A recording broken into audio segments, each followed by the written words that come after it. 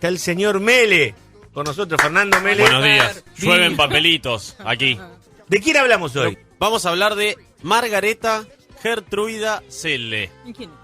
Es Mata Hari. Mata Hari. Qué Y mujer a fatal. aquellos que tampoco les suene el nombre, vamos a descubrir una buena historia. Nació el 7 de agosto de 1876 en Leeuwarden, al norte de los Países Bajos, erróneamente conocido como Holanda.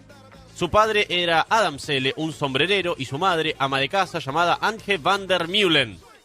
Fue la mayor de 4 hermanos, y cuando apenas era una niña, sus padres se divorciaron, y cuando tenía 15 años, su madre murió y su padre volvió a casarse. Era una familia de clase media, pero su padre siempre quería aparentar un poco más de lo que realmente era. Por ejemplo, cuando la niña Margareta comenzó la escuela, Margareta porque todavía no se había llamado Mata Hari, cuando comenzó la escuela Margareta, el primer día de clases, el padre le construyó un carruaje dorado tirado por 2 cabras para que la niña llegue al colegio en su primer día de clases. Carruaje dorado, 2 cabras blancas, llega ¡A la la niña pelota! de 6 años al colegio. Esto le hizo ligar muchísimas cargadas a la niña, por supuesto, pero también le hizo empezar a tener cierto aire de grandeza. Desde chica ya se destacaba porque era muy bonita, tenía unos rasgos físicos muy particulares. Hizo la secundaria en una escuela que además tenía cierta orientación para que las niñas salgan como maestras. Pero en esa institución, a los 16 años, uno de los directores se enamoró de ella. Y ella no se echó para atrás y tuvieron un romance. Hasta que los descubrieron. Hoy un escándalo. Hoy un escándalo. Bueno, Bueno, pero sucede. en esa sucede. época también, ¿no? No te creas que no sucede. Los descubrieron y fueron ambos expulsados de la Claro. institución. En 1895, Margareta tenía 19 años y estaba leyendo el diario, probablemente el diario El Día. Que ya existía, Sí, ya estaba sí, ya en existía. la calle. Y en el diario leyó: el señor capitán Rudolf MacLeod busca esposa. Era un militar. Se ponía holandés. algún Se ponía aviso aviso en el clasificado. diario para buscar esposa. Y ella dijo: yo estoy interesada. A ver, y le voy a mandar una carta al señor. Y se empezaron a cruzar correspondencia. Hasta que se encontraron y se casaron. En Ámsterdam, el 11 de julio de 1895, ella tenía 19 años y él tenía 39. 20 años más. El capitán MacLeod fue asignado por sus labores militares a la isla de Java, en Indonesia. A la miércoles. Se Y fue lejos. se fueron hacia allí. Indonesia es un país que está compuesto por 17.000 islas. Java es una de las más grandes, es una de las más importantes. En la actualidad es la isla más poblada del mundo. Tiene 150 millones de habitantes. Y si fuera la isla un país, Indonesia es el 4º país en población. Pero si la isla de Java fuese un país independiente, sería el 10º en población mundial. Mira. En aquel entonces había existido la Compañía Neerlandesa de las Indias Orientales, que es la primera multinacional de la historia, que estaba encargada de explotar todos los recursos de aquella región de Asia. Y al disolverse esta compañía, Indonesia quedó como una colonia de los holandeses. Al año siguiente de llegar, tuvieron su primer hijo, llamado Norman John, y un año después a su primera hija, llamada Louise Jane. Matrimonio feliz, un hijo cada Todo uno. esto en Indonesia. Todo esto en Indonesia, rango militar, imaginemos, un poco de explotación de la gente del lugar, por supuesto. Pero el capitán MacLeod no tenía buen trato con la gente del lugar, porque imagínate, llegaban conquistadores, los trataban mal a los nativos, como ha sucedido en cada conquista. Y un sirviente de él y su esposa, que los dos trabajaban para MacLeod, dijeron: tenemos que hacer algo, no podemos tolerar que nos sigan tratando de esta manera. Por lo tanto, decidieron envenenar a la familia. A MacLeod. A MacLeod, a Mata, la mujer y a los dos y a los nenes. dos nenes. Los padres no enfermaron, pero sí los 2 nenes estuvieron gravemente enfermos. De hecho, Louise Jane, la niña, se curó, pero Norman John no se pudo curar del envenenamiento y murió cuando tenía apenas 3 años de edad. La muerte del niño, por supuesto, para el matrimonio supuso un escándalo absoluto, una tristeza, y fue muy duro.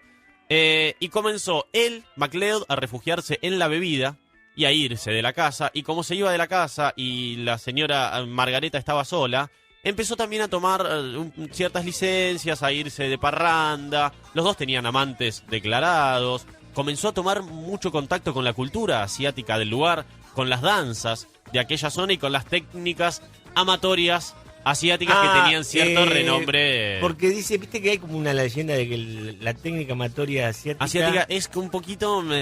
sí. como más, no sé si más placentera, Más algo. más trabajada. Sí, por lo menos es distinta.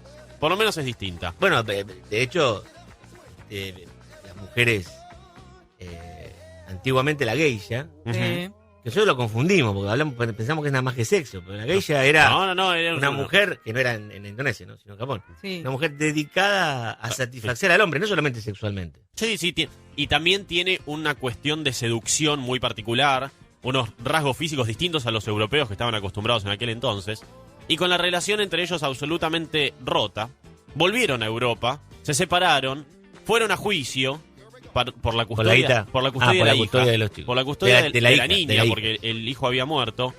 MacLeod perdió el juicio, ella debería haberse quedado con la niña, pero MacLeod dijo, vos te fuiste de parranda, yo me quedo con la niña. Y es así que, sin hija, pobre y sin nada que hacer, Margareta se fue a París a buscar trabajo. Y ahí comienza la parte más famosa de la, La historia parte más famosa de la de historia. Mata Hari. Hacemos la tanda y la completamos.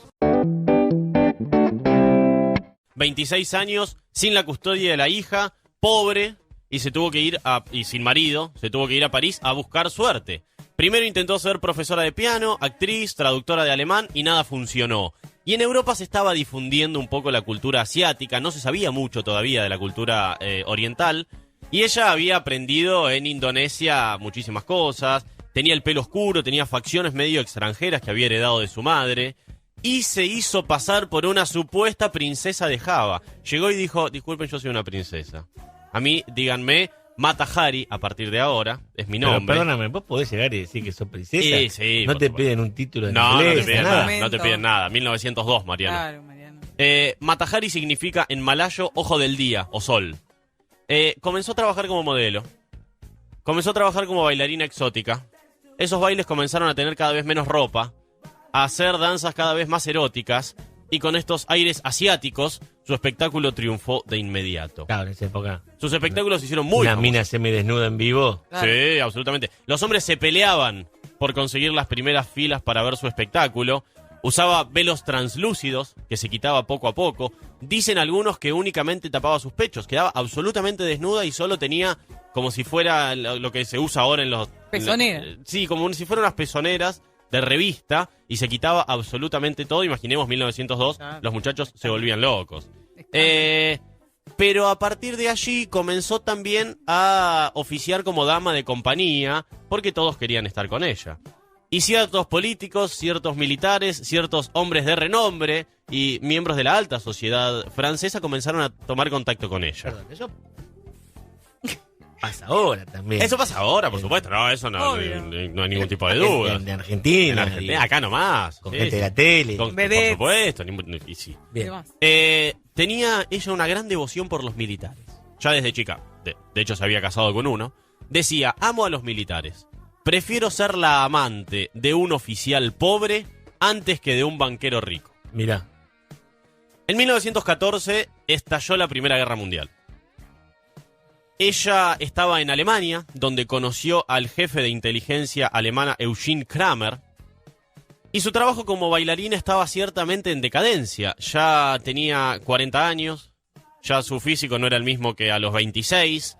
Parte de sus clientes, la gran mayoría de sus clientes militares, estaban en el frente de batalla. Ya se había quedado sin clientes y sin personas para ser su dama de compañía. Y tenía muchas deudas.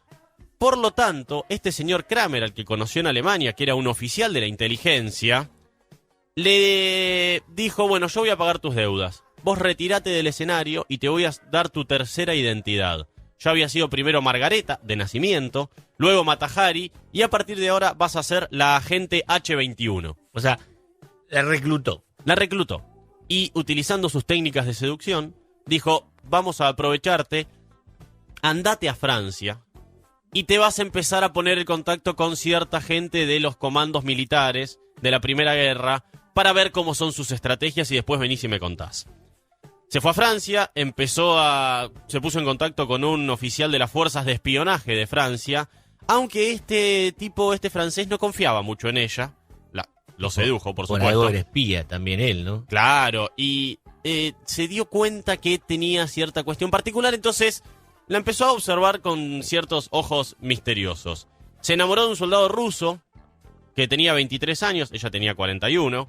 servía para Francia, estaba en el frente de batalla. Ella lo fue a visitar, pero también se dio cuenta que le estaba tendiendo una trampa, este soldado ruso. Por lo tanto, ya es el tercer país para el que Mata Hari participó.